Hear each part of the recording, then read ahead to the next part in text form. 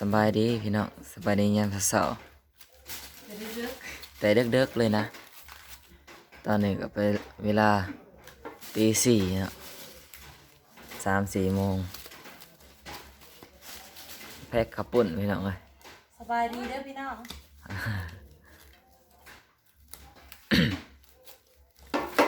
น้องนิกนี่เนาะนี่ก็ยาแพ็คผักแพ็คข้าวปุ้นทำส้มอะไรกันแม่น้องหน่อย สบาย เนาะ ดีพี่น้องแพ็คพักแล้วก็ยุดเอากระปุกต่อ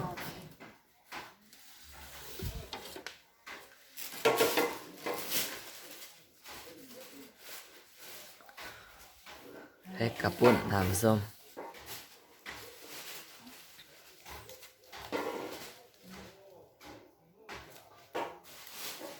คือเอาอันนี้ห่อได้ทำส้มเอาอันนี้ห่อไว้ได้ กันพุ่น กันฝุ่นกันแมงวัน มีกันสดเนาะ กันฝุ่น โต๊ะ กันพุงบินต่ำ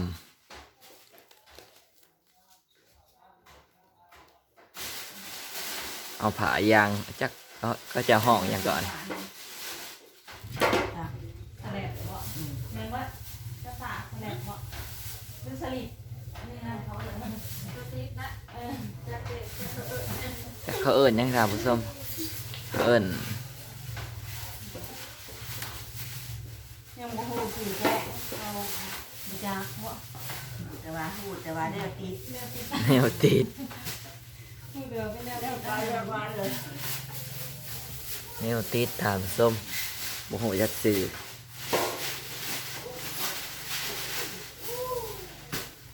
หายางสแนปแพ็ค พวกโคซีกับพร้อมซุยหรอ คุยกับพ่อมันโคชีเอ้าคุยกับปูกระตักว่ะอะไรใส่เลย ลูกเจ้าอ่ะ ไปเบางข้างนอกกันทำส้ม เอาว่ายังพอ โอ้ย ท่านนี่ก็สิเป็นแพ็คพักเนาะ ชุยลูกทอดหวยถามไปพ่อโคชีว่าชุยว่าสุดมันโคชีอยู่นั่นแหละ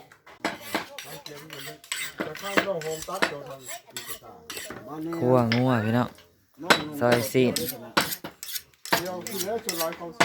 แล้วเลยได้หักแล้วเลย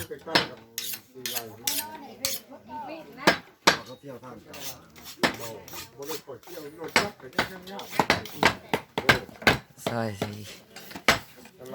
ซอยเห็นลาบขาวอ่ะนี่ซอยลาดขาวพี่น้องเลย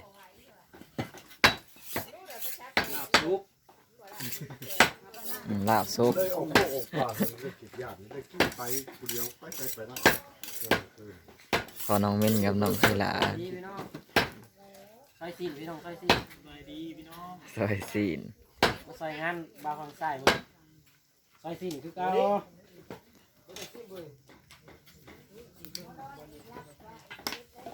ซีนกับเนื้ออันเดียวกันเนาะอันเดียวกันพี่น้องไอ้ซีนกับเนื้อนี่ ซอยซีนกับซอยเนื้อทำส้มเลย มีดบกเข่าซ้ำมีดก็จะให้ซอยซีนเยอะอินใส่ลูกจอยมาคุณมีดให้แน่นี่ใส่เนี่ยคุณมีด อย่าบริสุทธิ์นี่แหละนี่ใจก็ที่สุกน้ำสุกยาเลยจะไปจุดจะได้มาเท่าใหญ่จะหลายเลย มันซอยแล้วเลยทำส้มมาตื่นมานำบ่ทันเนาะมันเห็ดแต่เด็กๆบ่จากแต่เที่ยงคืนบ่จากทำส้มแต่ตี 1บ่จาก คือกับลมหายใจ ตอนนี้ก็ตี 4แล้วทำส้มเลย ลมหายใจออกก็ลมเอาไปก็ไปคือลมนั่นแหละเอาไปนั่นบ่ได้ อากาศหนาวฮะ นี่เขาได้แบบกินชามคาบคือกันนั่นแหละเนาะกินชับอิ่มคือกันเลยนี่ร้ายกันไม่ได้กินร้ายมันกินชับอิ่มอยู่เลยบ้างกันเลยสะอ่อน อนกันนั่นได้มาจากให้แซ่บกินเลย นี่คงเข้าน่ะ ยังมีชีวิตอยู่ก็กิน3 คาบมื้อหนึ่ง3 โอ้ยเต็มผู้ให้น้ำร้านจะฮีดเลย ต้มทางส้มต้มนี่น้องอันเป็นเป่าหมอเข่าเลยเนาะแม่น้องยังก็เริ่มเลยแม่น้องนิ่นนี่ครับผู้ชมเริ่มซื้อเป่าหมอเข่าทำส้มเลย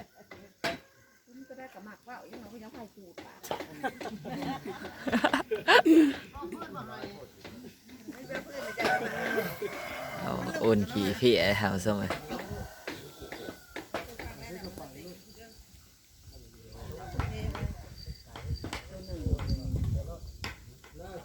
3ตัวไม่ใส่ชุบ หม้ออันนี้ก็ต้มเหมือนกันหม้อ ใส่แต่อันไม่ได้ใส่ขาวได้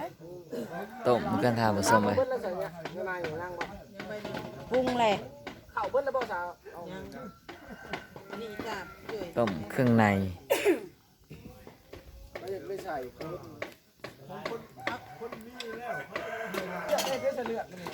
อันนี้เป็นลวกเนาะลวกสีนที่เอาไปซอยเนาะมาจากทำผสมเมนเลยลวกสีนที่เอาไปซอยนะหนึ่งเขาน้ำไหมหนึ่งเขาไปพอกต้มสีนไปน้ำทานผสมหนึ่งเขาไปพร้อมต้มสีนไปน้ำ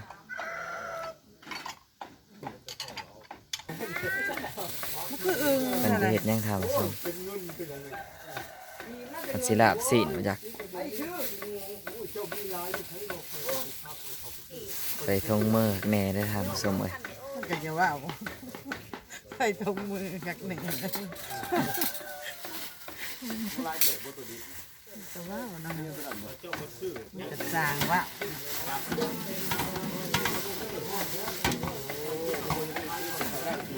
มาเพียว่าจะทำผสมว่าสิมาเพีย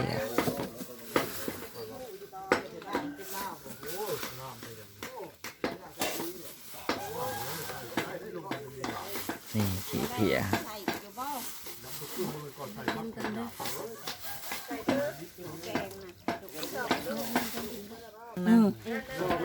ผู้ผู้เนี่ยตรงอยู่นั่งนี่ ขี้เพียให้ทำผสมเลย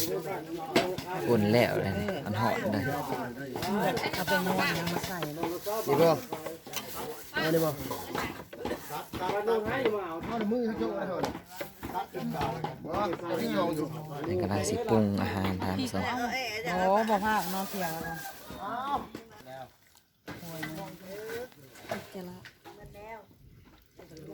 แนวโน้ทำผสมใส่ขี้เพีย พาใส่นอกเกลือเนาะ ครับปรุงอันนั้นเลยพี่เอา เพียปรุง มาเพียไหวบอล พ่อบอกเพียว่ามาอีกจะ เอ ลา อเอา ไอ้นวดใส่ลายใส่ลาย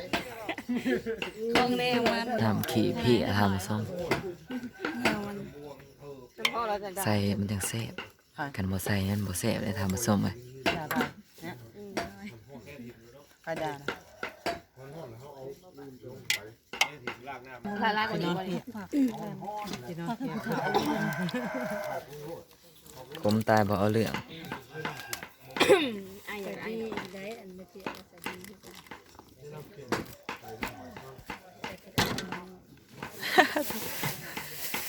สวยเขา ลงอิง ไอ้กันแป๊บนึง นี่เฮ้ยอารมณ์เลย เพีย เข็มเข็ม ยังมันอยู่หมอหนึ่ง เพียนี่ โมเมนเพียอะไรขี้โคนะ มองหาสุกในจงไว้ก่อนสุกตัวเดียวกันนะพี่นางก็มันเบิดแต่สุกมันอีก อ้าวจะบ่าวเนี่ยนะคิดได้ว่าสีใส่เพกขึ้นโตสีซุปลายเสือบ่เนาะก็ได้ว่าเพกเอาขึ้นโตว่าแม่นนะทุกคน ลงมือเนาะพี่น้องเนาะใส่ขี้เพียคมมันผมตายบ่เอาเรื่องเนาะ เจ้ามีน้ำบอกเขาอยู่นั่นมันนั่น โถของนั่นแน่จอกอ่ะโถ ปันเนาะ ลง ไปเท่าพี่เขาตาขึ้นชาน เกี่ยอีกบ่ชงเกี่ยอีกบ่ อืม แม่นบ่แค่แต่ว่านี่บ่ จักดิ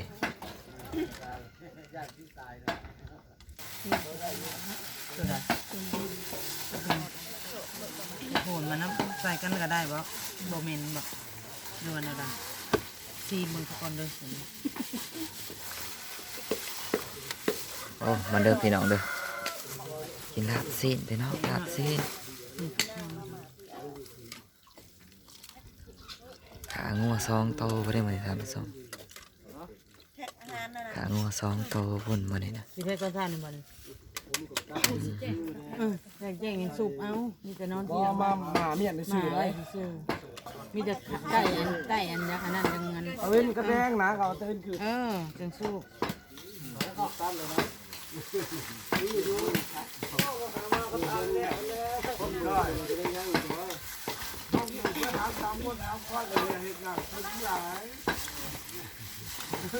มาขี่พี่เอาไว้เพิ่นมาทำส้มย่อมคมไว้ก่อนเพิ่นว่า มึงอย่าถ่ายเอาหน้าเอาตา ใส่อีกบ่ เป็นย่อมคมไว้ก่อนทำส้มสวยๆแล้วเพิ่นยังปรุง ทีมหรือส่ง ปรุงรสเนาะ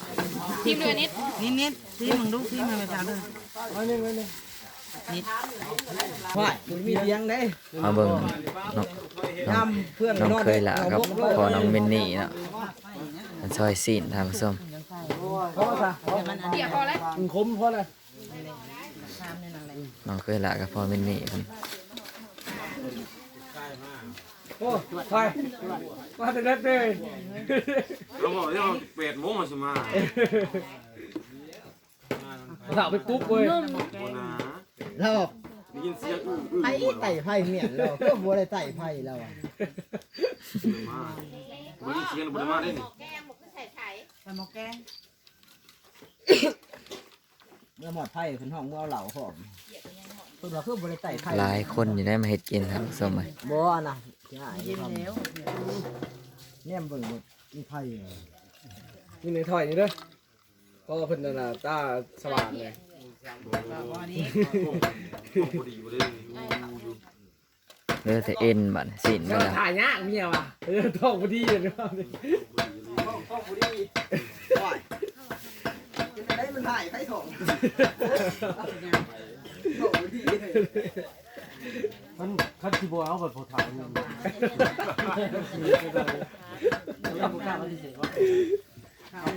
ท้องเชียว่าสันว่าโอ้ยว่าท้องเชีย ขอจบคลิปเพียงเท่านี้เด้อพี่น้องฝากกดไลค์กดแชร์กดติดตามเพื่อเป็นกำลังใจให้บ่าวฟังสายเนาะทำคลิปต่อไป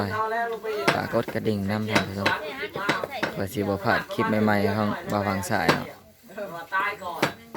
ขอบคุณขอบคุณขอบใจเพื่อที่เข้ามารับชมและก็ติดตามเนาะขอบคุณหลายๆพี่น้องเอ้ยซ้ำนี่แหละ ไปเนาะ